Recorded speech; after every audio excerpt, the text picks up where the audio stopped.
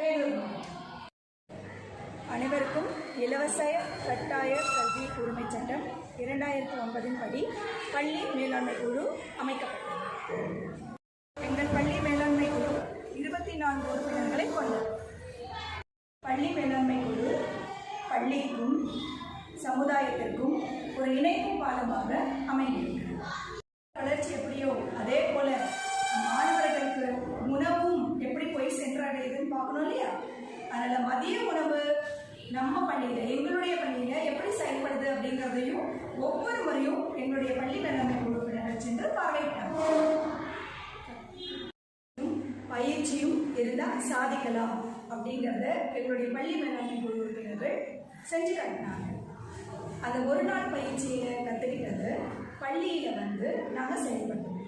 தீர்மானங்களை எப்படி எடுக்கிறது, தீர்மானங்களை எப்படி செயலியில் அப்லோட் பண்ணுறது, அப்லோட் பண்ணதுக்கப்புறமா அதனுடைய நிலைப்பாடு எப்படி இருக்குது அப்படிங்கிறத எப்படி தெரிஞ்சுக்கலாம் அப்படிங்கிறத எல்லாத்தையுமே பயிற்சி மூலமாக கற்றுக்கிட்டாங்க.